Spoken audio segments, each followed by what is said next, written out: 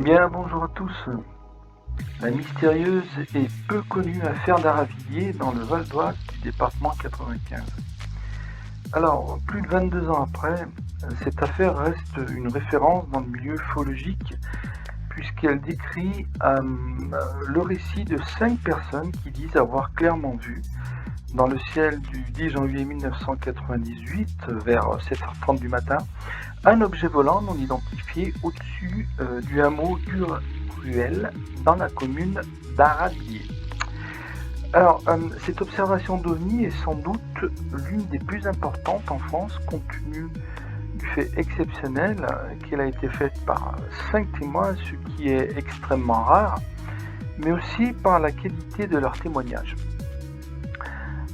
Pourtant, l'expérience incroyable vécue par ces 5 habitants du Vexin est restée inconnue du grand public, et ceci dû peut-être au fait combiné qu'aucune des personnes concernées n'avait souhaité témoigner à visage découvert à l'époque, et aussi par un manque d'intérêt des autorités. Alors, ces personnes qui étaient retraitées de l'aéronautique à cette date avaient encore de nombreuses connaissances dans la vie active, et donc difficile pour elles de témoigner à cette époque de cette incroyable expérience.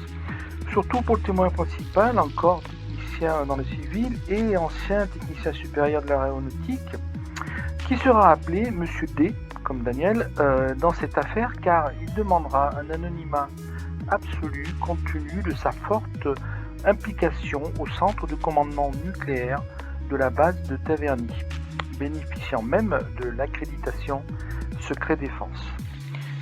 Malgré tout, leurs témoignages ont pu être recueillis à différentes périodes par des spécialistes et ufologues, dont notamment l'enquêteur Gérard Deforge, qui travaillait bénévolement pour les revues de l'époque, la banque OVNI, qui fut contacté en premier par le témoin principal souhaitant témoigner, et qui lui déléguera l'enquête, et la célèbre et emblématique Lumière dans la nuit qui diffusera cette affaire. L'astronome et ufologue français Jacques Vallée s'y intéressera et en parlera en Amérique lors d'une conférence de façon très documentée devant un comité de scientifiques américains de haut niveau dans le cadre d'un club très fermé, et ce cas restera pour eux d'un très grand intérêt.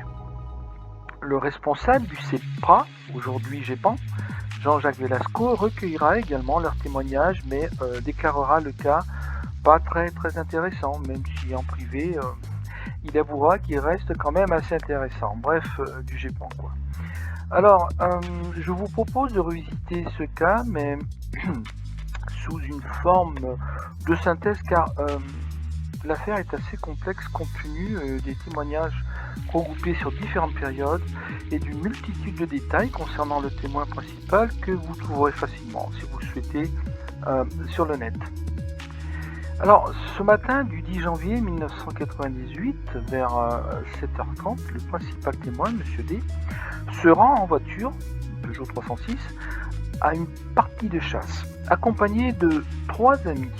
2 sont dans sa voiture et un troisième avec son chien les suit dans son propre véhicule. Ils ont rendez-vous avec une 5e personne qui les attend sur le parking de la guibarderie, tout en haut du hameau d'Uruel, où ils avaient l'habitude de se retrouver pour chasser. Alors, c'est sur la route qui les amène à ce hameau, et plus précisément au-dessus des arbres sur la gauche avant le virage que l'on voit sur cette photo, que le témoin principal remarquera de très loin une série de lumières près du sol qui va fortement l'intriguer par l'étrangeté de leur disposition. Lorsque les voitures arriveront à cet endroit, tous les occupants seront stupéfaits par ce qu'ils verront. Ils diront jamais avoir vu un tel 14 juillet. Ils n'avaient pas spécialement peur, mais de plus en plus intrigués, car totalement inhabituels et ne ressemblant à rien de ce qu'ils avaient déjà vu dans le passé. Voici le dessin que fera le témoin principal après avoir pris des courts dessins, car il souhaitait témoigner de façon précise. Un objet était là, juste au-dessus des cimes des arbres qui étaient hauts d'environ 20 mètres et survolait la route. Le témoin principal dira que cela devait bien peser des milliers de tonnes. Et les lumières qu'il avait vues au loin étaient ces panneaux lumineux d'environ 5 mètres par 3 mètres, posés sur cette énorme masse d'un noir mat, dont l'envergure sera estimée par la suite, grâce à des repères, à environ 45 mètres. Et prend la voiture de tête, il ouvrira la fenêtre pour écouter cet objet se déplacer, mais, dira-t-il, n'entendra rien du tout. À cet instant, ils sont à environ 1 km 300 du parking de la guibarderie où ils ont rendez-vous avec leurs amis qui les attendent dans sa voiture. L'objet était énorme, masquant le ciel, et sous l'objet, il y avait une partie centrale en forme octogonale, comme on peut le voir sur le dessin, avec un trou central. Le témoin principal dira, mais bien plus tard, que de ce trou est sorti un rayon lumineux en forme de tuyau qui commença à balayer la route en direction de la première voiture. Et lorsque ce rayon arrivera à sa hauteur, tous les occupants des deux voitures perdront conscience de ce qui leur arrive. Une véritable anesthésie.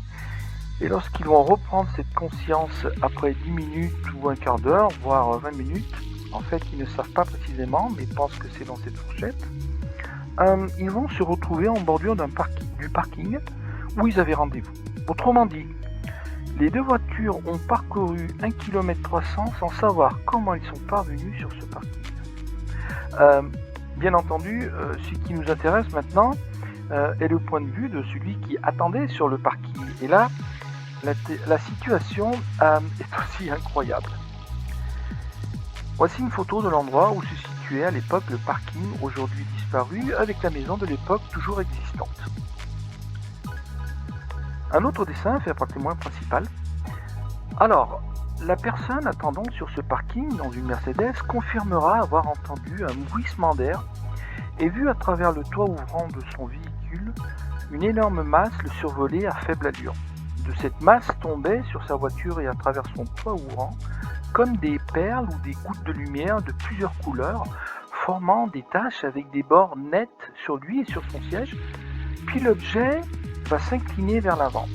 Le témoin pense alors qu'il va se cracher et s'abîmer tout en se demandant ce qu'il se passe car il ne comprend pas cette situation.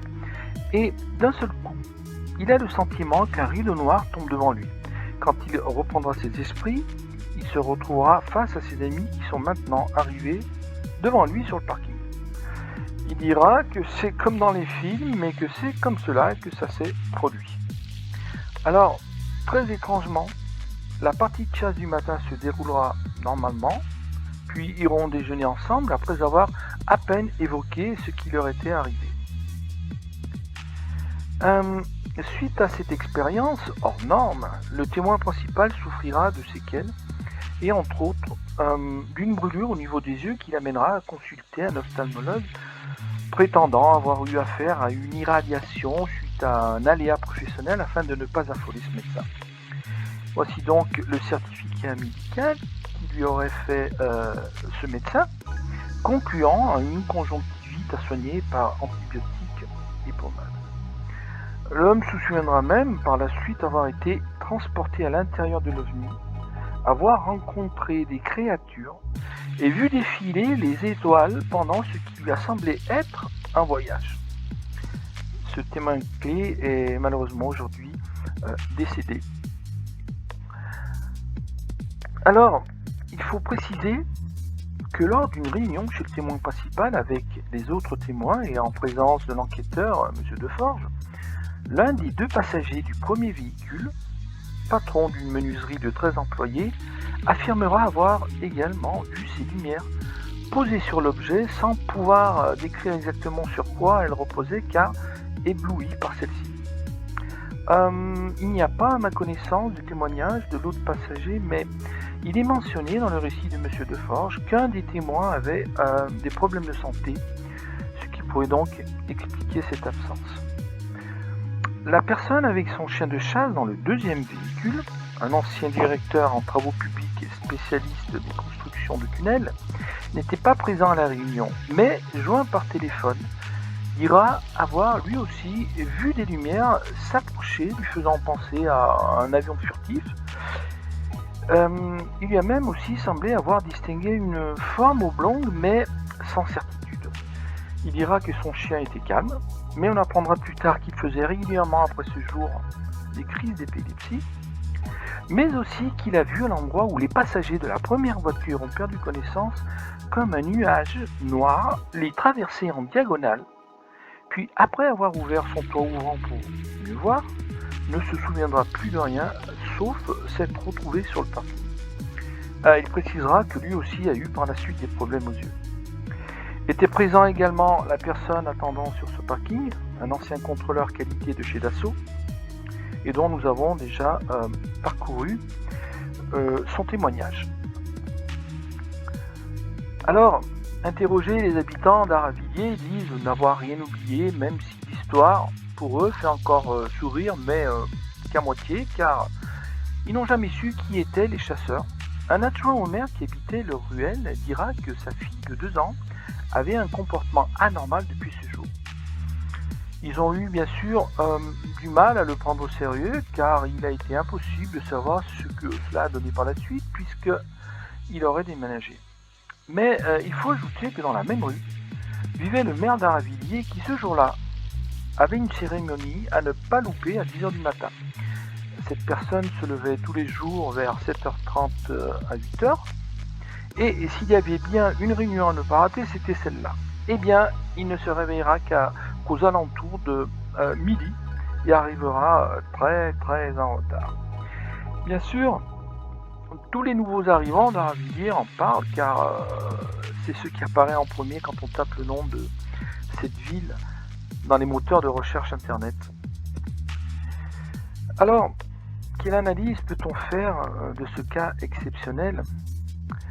Eh bien, je dirais qu'il est difficile de parler d'hallucination collective compte tenu de la position du témoin sur le parking, se trouvant à plus d'1 kilomètre des autres et confirmant l'observation du phénomène, même si chacun le décrit un peu différemment, mais une chose est sûre, pour moi, ces lumières étaient bien présentes, posées sur un objet qui semblait évoluer de façon intelligente avec comme objectif, je dirais, un contact avec ces personnes. Il s'est donc bien passé quelque chose sur cette route et ce parking de tout à fait exceptionnel avec cet objet qui ne semble pas venir de notre planète. Alors, je n'irai pas sur le thème de l'abduction ou du style rencontre du troisième type compte tenu de la perte de connaissance du témoin, mais encore une fois, quelque chose d'exceptionnel s'est produit sur le sol français avec plusieurs témoins, ce qui est extrêmement rare et malheureusement, le GEPAN de l'époque, le CEPRA, n'a pas cru bon de s'y intéresser. Quel gâchis!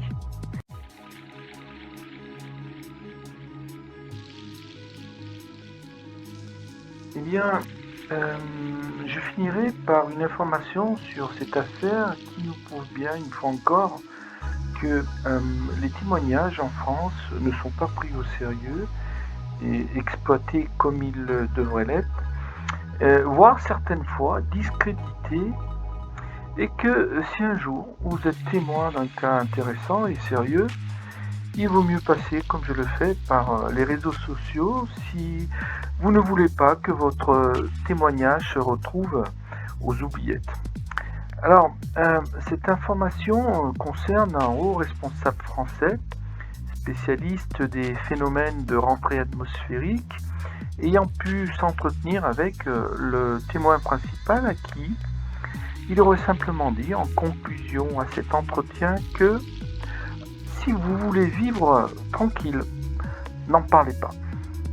Heureusement pour nous, il ne suivra pas ces recommandations impossibles à tenir pour lui, et on ne peut que se féliciter de son courage et obstination à avoir témoigné sur ce cas extraordinaire. Voilà, c'est terminé. Je vous dis à bientôt dans une prochaine vidéo.